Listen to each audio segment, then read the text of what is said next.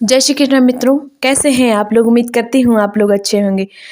आज हम फिर से आप बालाजी की एक छोटी सी कथा, सच्ची घटना है, आपके सामने लेकर आई हूँ। उम्मीद करती हूँ आपको पसंद आई होगी और बालाजी की भक्ति आपके जीवन में आएगी। तो दोस्तों, ये कहानी है अनीता की। अनीता एक बहुत ही घरेलू और धार्मिक महिला थी। पहले तो वो किराए पे रहती थी अपने परिवार के साथ। जैसे तैसे करके उसका अपना घर बना। लोन लिए, कुछ फिक्स डिपॉजिट थे और ज़्यादा तो पैसे थे नहीं, क्योंकि 4 बच्चे थे तो चारों को पढ़ाने में ही पैसे खर्च हो जाते थे।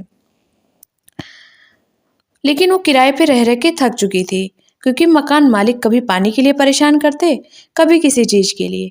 तो उसने अपने पति से कहा, जैसे तैसे अपने घर बनवा लेते हैं, थोड़ा कम ही खाएंगे पहनेंगे, लेकिन कम से कम सुकून तो रहेगा। उसके पति ने भी कुछ दिन अनदेखा किया, लेकिन बार बार अनीता के कहने पर छोटा सा मकान बनवा लिया। अब मकान बनवाया, फिर कोई स्रोत भी बनाना ज़रूरी था, क्योंकि पति की भी बहुत अच्छी कमाई नहीं थी। प्राइवेट जॉब करते थे, जितनी हो पाती थी। तो अनीता ने सोचा, क्यों ना एक कमरा किराए पे उठा दिया जाए।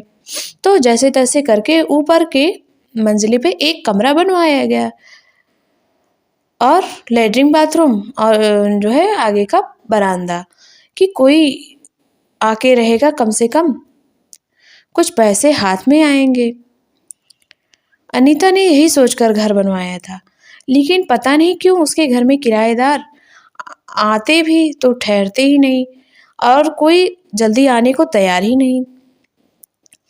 अब वो बहुत ही परेशान रहने लगी कि मेरे घर में क्या खराबी है। और ऐसी कोई वो नहीं था कि उसे कोई डरावनी आवाज़ आए या कोई चीज़ दिखे। उसका घर में सब कुछ सही था, पूजा पाठ भी वो बहुत करती थी, लेकिन वो कमरा उठ नहीं रहा था। यहाँ तक कि 2 बार किराएदार आए और एक रात रहकर वो चले गए। उसे ये बात भी खटकने लगी। पति कहता, तुम क्यों परेशान हो रही हो, धीरे धीरे लोग आएंगे और कोई हो सकता अच्छा आदमी ले, सबको तो कमरा भी किराए पे नहीं दे सकते। लेकिन अनीता को ये बात समझ में नहीं आ रही थी, वो बहुत ही परेशान हो गई। फिर उसे फ़ोन में पता चला कि अगर हनुमान जी के शरण में जाया जाए तो सुनते ज़रूर हैं, और 7 बार हनुमान चालीसा उसने पूरे कमरे में घूम घूम के पढ़ना शुरू कर दिया।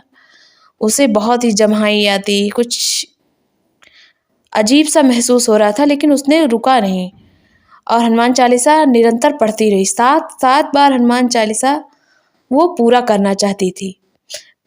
रुकावटें तो आ रही थी, लेकिन वो उस रुकावटों को पार कर रही थी। और जब उसने 6वीं बार पढ़कर 7वीं बार पढ़ना शुरू किया, उसका पति भागते भागते आया। उसने कहा, अनीता,